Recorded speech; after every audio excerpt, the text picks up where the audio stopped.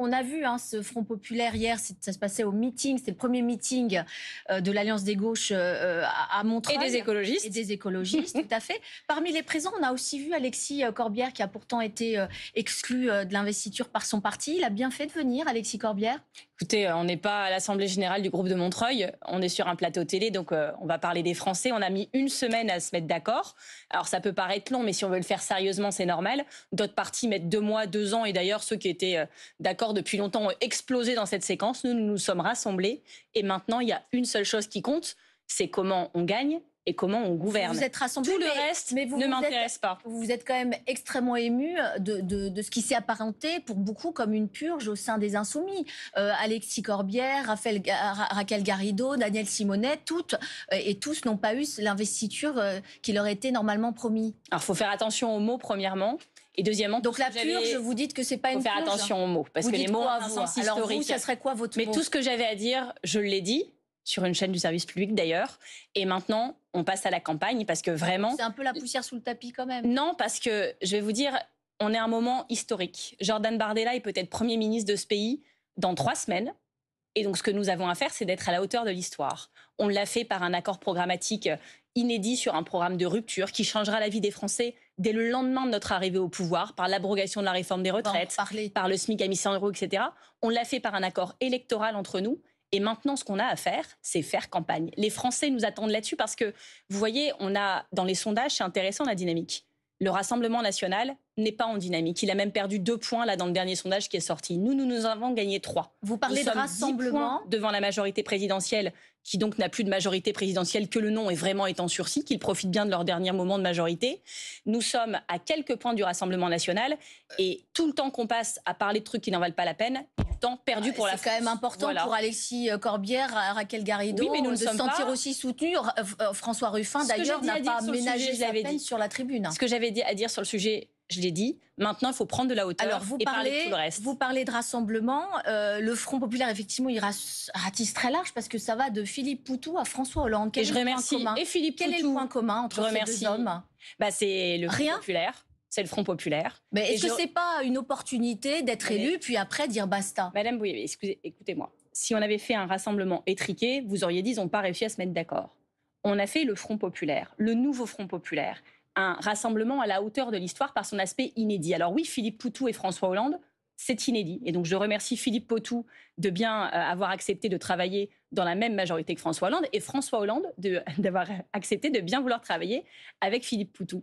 Donc, et c'est exactement parce que l'un et l'autre ont pris ce genre de décision, et puis ils ne sont pas les seuls, que nous allons gagner et que nous allons pouvoir mettre en place notre programme pour changer la vie vraiment. Et donc je les en remercie très sincèrement. Vous remerciez d'une certaine manière François Hollande, qui a pourtant été l'artisan de la loi travail. Et c'est très loin de vos propositions. Oui, mais alors je vais les citer. Il n'avait pas Philippe Poutou à ses côtés à l'époque. Non, mais vous voyez ce que je veux dire, c'est que beaucoup de gens dont je fais partie. Moi, j'ai été en 1900. Oh non, j'étais très jeune en 1900. En 2012, j'étais à la Bastille pour fêter la victoire de François Hollande. C'était mon 1981 à moi. J'ai été déçue, choquée, meurtrie par beaucoup de choses. Je voulais pas que ça recommence. Et donc, si on m'avait dit, Marine Tondelier, voulez-vous travailler toute seule avec François Hollande? Je pense que chez les Verts, on n'aurait pas été très d'accord. Si on pose un cadre du Front populaire avec les Insoumis, les communistes, les écologistes et les socialistes, et que d'autres le rejoignent, alors on sait que c'est sécurisé parce qu'on s'est déjà mis d'accord sur le programme. Mais est-ce qu'il l'a vraiment lu, le programme, et notamment le programme économique? Écoutez, je pense que François Hollande, un SMIC à 1 600 €, l'indexation des salaires sur l'inflation, le blocage des prix, la gratuité de l'école. Mais pour qui nous prenez-vous? On est quand même des professionnels. Évidemment qu'il a lu le programme avant de venir s'inscrire dans ce Front populaire. Est-ce que le retour de François Hollande, ça augure pas d'une future explosion de cette alliance et la réémergence d'une gauche de la social-démocratie? Madame Bouillabaisse, dimanche soir, quand la dissolution est annoncée, on donnait pas cher de notre peau. Le président de la République lui-même, puisque d'ailleurs il explique le lendemain à Oradour-sur-Glane, pour la 80e commémoration du massacre d'Oradour-sur-Glane, qu'il nous a lancé, je cite, une grenade dégoupillée dans les jambes, ce qui est une image d'un cynisme incroyable. Une comparaison avec l'endroit où il est, en plus à Oradour-sur-Glane, qui est malsaine. Si n'importe quel candidat aux législatives avait fait ce genre de comparaison douteuse, on aurait demandé sa démission tous les jours depuis. Donc le plan d'Emmanuel Macron, c'était qu'on ne se mette pas d'accord. Caramba, encore raté. Il a sous-estimé notre détermination, notre résistance et notre résilience. En 4 jours, nous l'avons fait. Après, le cadre était posé.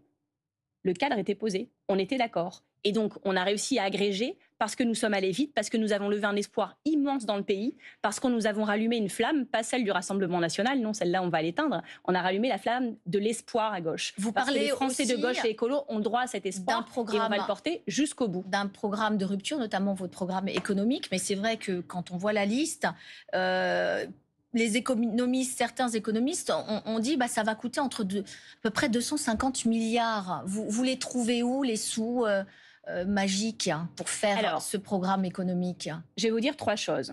La première chose, c'est qu'on est attaqué, titillé, chatouillé sur notre crédibilité. C'est normal quand on aspire à gouverner. Moi, j'accepte ce jeu-là avec plaisir. Mais si on veut parler de notre crédibilité, alors qu'on parle aussi de celle du gouvernement, parce que leur bilan à eux, c'est 9 millions de pauvres, un peu plus pauvres chaque jour et plus nombreux surtout chaque jour.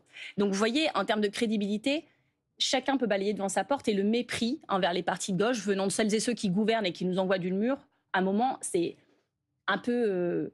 c'est pas hyper acceptable et c'est pas hyper légitime. Non, mais le déficit à 5, clairement, vous allez le creuser. La deuxième chose, c'est que vous me parlez des économistes.